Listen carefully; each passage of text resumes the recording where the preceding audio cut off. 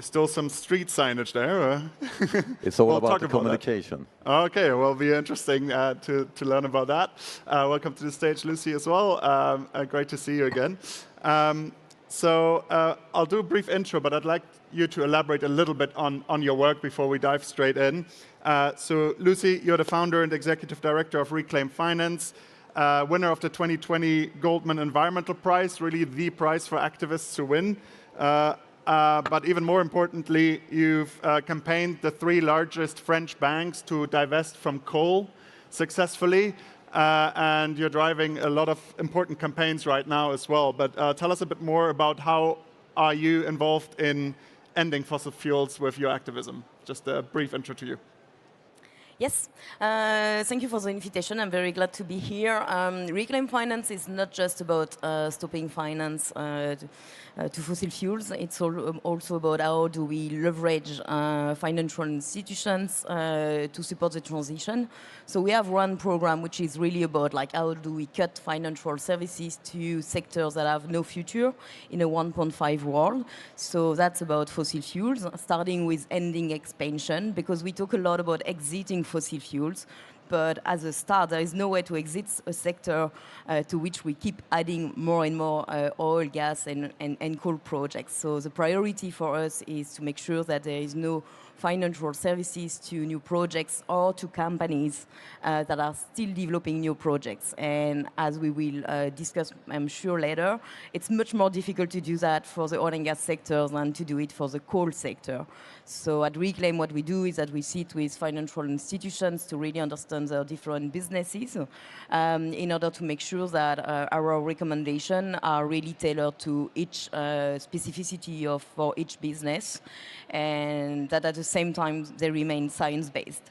So of course that's the first things to do, to sit and talk with financial institutions and maybe build alliance also internally, because we will see that there is a lot of tension internally with a lot of people that know that we are facing a climate emergency, and in these situations they need to take a stand.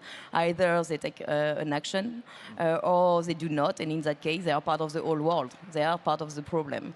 So we do that, and unfortunately it doesn't work enough. So we need to put pressure. I don't believe in change without pressure. So that's why civil society is so important in order to make sure that financial institutions that have a reputation to protect are pushed to move.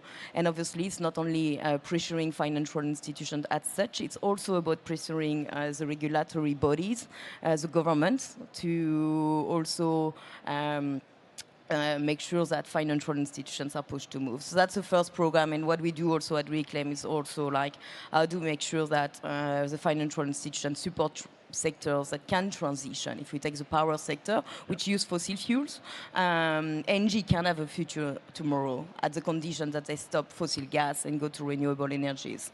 The same for ArcelorMittal. They are dependent on metallurgical coal. It needs to stop. Solutions are here, but financial institutions need to finance them. We'll talk about the role of financial institutions, and I know, Ingmar, you have a background in finance. You're quite passionate about the role of financial institutions in divesting from fossil fuels. Is a big lever, I think, that we can move. But you're the founder of We Don't Have Time, which is a social media and campaigning platform, also sometimes labeled, I don't know if that's a fair description, but as TripAdvisor for climate impact, where you can easily look up companies and see how they're actually doing. They get a score. They have companies that are doing well, but also plenty of companies that aren't doing well, and it's made transparent.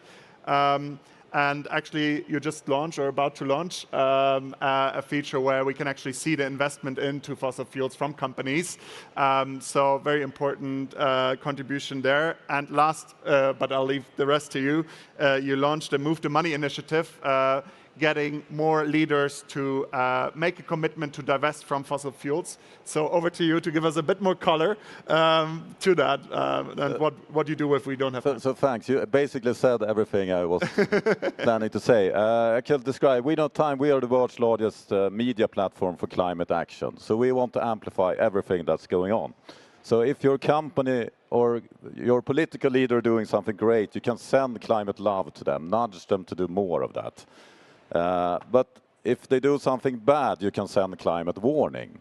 And on our platform, the fossil fuel companies have a lot of climate warning. And where I see we need to go now, I mean, we all want to phase out fossil fuel. We all know that that's needed to be done. The question is how? How can we do that?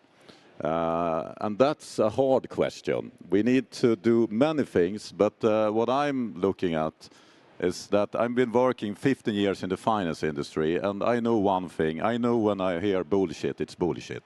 It's so many financial companies that talk but not walk the walk. And I've been working with them all, everything from BlackRock to BNP Paribas to Deutsche Bank to JP Morgan, all of those big players. I know when they do something good for real and when they talk.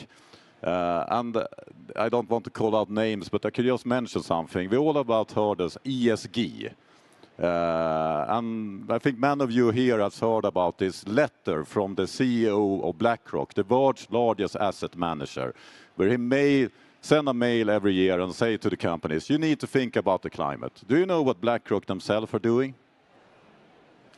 They nominated the Saudi Aramco CEO as their board of directors last year. And I had a look into that. How come? A couple of months before, BlackRock was the first company that did a transaction together with Saudi Aramco. So this is not complicated. What we need to do to solve this, and what everyone can do, is to move the money away. I mean, BlackRock, they don't have any money. It's our money. It's the pension money they are managing. In this room, let's move the money away from the banks, the pension fund managers, and move it from the fossil into the solutions. And here's the thing. There's a debate if it's good to divest or be an active ownership. That debate is over because it's irrelevant. We need the money in the solutions. So let's move the money away from the fossil fuel expansion into the solutions. And just to mention an example, all governments, including France, they are increasing the fossil fuel subsidies. According to IMF, it was up to $7 trillion last year. $7 trillion. In France, they increased it to 24 billion direct subsidies in 2022. I mean, that's not climate action. You can ban a plastic spoon, but come on, remove the subsidies. On the same time, the green transition needs investment of $4.5 trillion per year. Hey, 7 trillion there, move it from there into there, and we will solve this. It's as simple as that. Let's do it. It's as simple as that. Let's do it. Now, you both know, obviously, it's very hard to do it. And, you know, Lucie's fighting every day. What's your perspective on what do we need to change? What do we need to do?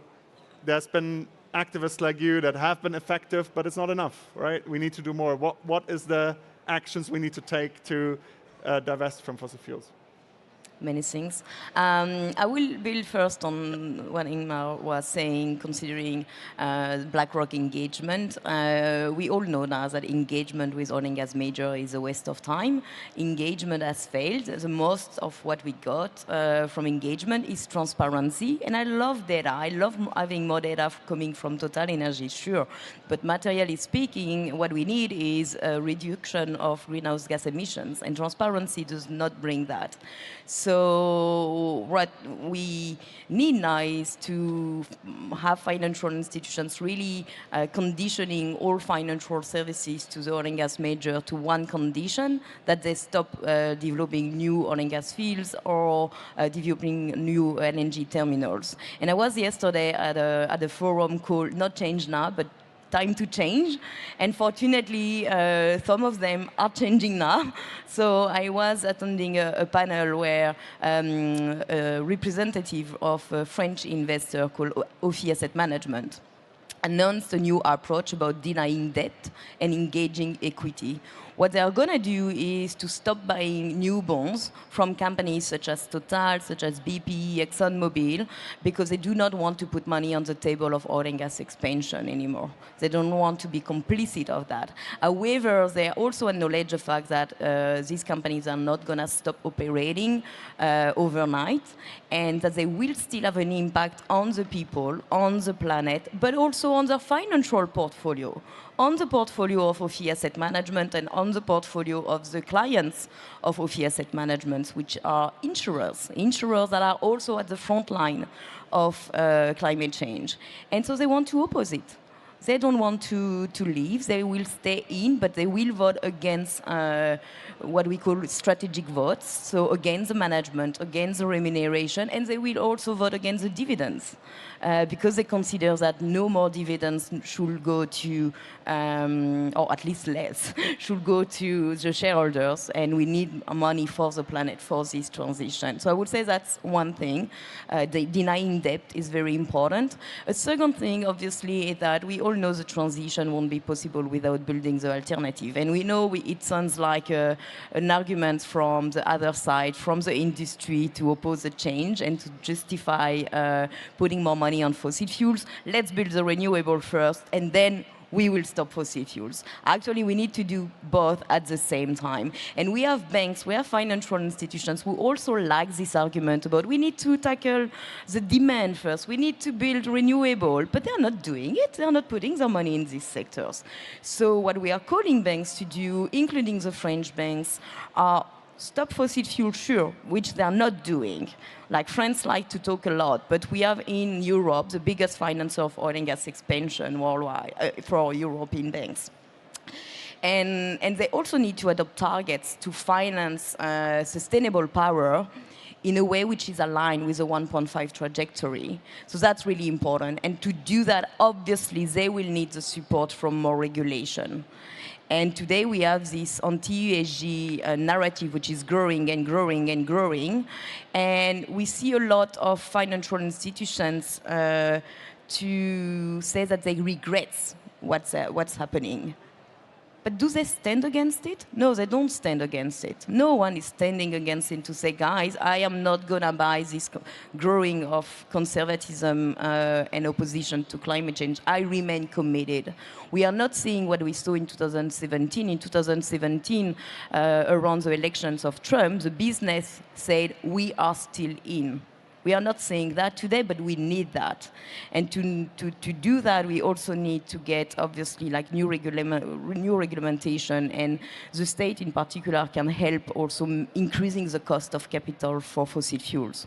Simple things can be done. They can, through the central banks, through the European central banks, without changing its mandate, they can increase the cost of capital by increasing the interest rates for polluting activities, including fossil fuels, and reduce the cost of capital for renewable energy. In that way, they will change the rule of the market. Got it. That's a very interesting point, because maybe the elephant in the room is fossil fuels are still hugely profitable, not to society, but to the companies that make money with it, right? Why would they want to do anything else at the moment? And how can we make it not profitable anymore? I mean, I disagree. Okay. If fossil fuel will be profitable, why do we need these subsidies? An industry that needs $7 trillion in subsidies is not profitable. Remove the subsidies and the clean energy will be profitable, more profitable. Well, with the subsidies, they make plenty of profits, but that's exactly the point. I mean, a normal industry doesn't receive a lot of subsidies. It's profitable without subsidies.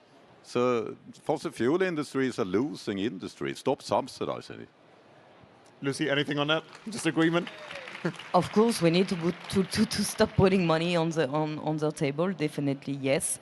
So yeah, for sure. Got it. Now, obviously, that's on policymakers largely, subsidies. We can obviously do activism. We can put pressure.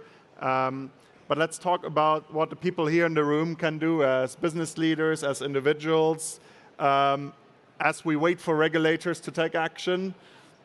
Well, maybe we shouldn't just wait. But what else can we do to make sure that policymakers are acting faster and then we taking our action, what's in our power? Who wants to start? I mean, we don't have time to wait, so we need to do what we can. And I would like to ask all of you here, how many here knows that you're not investing in fossil fuel? 2 hands in an audience of like 10 hands in an audience of 200 people. What I would like to see after we're done here is 200 hands up. And we have a guide to help you. So if you go to wedon'thavetime.org, last week, together with the non-fossil fuel proliferation treaty, United Nations and some other great organizations, we have launched a Move the Money campaign where everyone gets concrete advice on how to identify if their money is invested in fossil fuel and what they can do about it. And many times, about half of the carbon footprint is in the bank. So it takes like 2 hours to move it. And everyone can do this.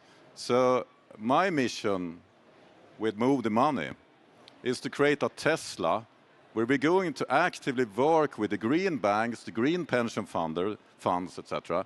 And we're going to move the money by growing the market share for those that are doing the right thing. And it's going to scare the hell out of those that are not doing the right thing. BlackRock is the world's largest investor. If they want to keep being that, they need to divest. Otherwise, us in this room are going to move away from there. I mean, let's start Move the Money. It's simple. Everyone can do it. And I'm for real. I mean, I've been involved in kickstarting, helping the global youth movement. So now many people know about the climate crisis. That sounded unreal 7 years ago. So what are we waiting for? Let's start Move the Money. Everyone can do it. And policy, yes. But most of us in this room, at least, are living in a democracy. Yeah. Ask difficult questions to the people you're voting for. Ask them about their stand on fossil fuel subsidies. Many times they don't even know about it. Very good message there for everyone to take away. I've got one question maybe to start with Lucie on this one, which is about how do we build alliances as well with the right people to bring about the change. I know you're also trying to convince decision makers within companies to join your mission. Yeah, how do we do that? How do we convince the right people to join that mission? I said a bit about that at the beginning of the panel, so let me change a bit your questions to also build on what Ingmar was saying. Because we all know there are thousands of ways to take action. Some people will go to the streets, some people will just talk about it, which is already an important thing to get information. Some people will actually move their money, but one obstacle to take action is that a lot of people, you go to work, you go back to your place, you have kids to take care of, you have other things to do. We don't have a lot of time to do that. So maybe you can take action in your job place. You spend 40 hours a week at least on at your workplace. So maybe you can investigate that. And we know in France there are several products that are being put in place to invest your money. It's called employee savings. And so what we are working with today, we are working with employees to understand what are they investing in through their employee savings with employees from big corporations, giving them this information in order to empower them next to take action, to go to their direction and say, I do want my money to go on fossil-free funds. And if the direction agrees, maybe the discussion will go next to the asset manager managing this money. So you are likely to discuss with Amundi, which is like the biggest investors managing employee savings in France, and who is the first shareholders of TotalEnergies. So you are likely, indeed, if you have employee savings products, to invest in TotalEnergies. So I would say, yeah, use your time also as an employee, which will also be a good way, I would say, not only to move your money, but to build a movement internally inside your workplace. And maybe you will move your money first through your company, but maybe tomorrow you will decide also, do we need to change the business model of the company we work at? what needs to change to align this company with a 1.5 trajectory. And we know moving the people from the inside is really, really important to put pressure on the direction of a company that also has shareholders to answer to. And they need like these forces to be here. A lot of you have those roles, so be part of that. Ingmar, any last quick words on that before we wrap up? I have 3 words. Move the money. Do it. Please, seriously, do it. Just do it. There we go. Go to We Don't Have Time to find out about that, and check out Reclaim Finance as well to see how you can support. Thanks to both of you, Ingmar and Lucie. Thanks so much for your time today. All right.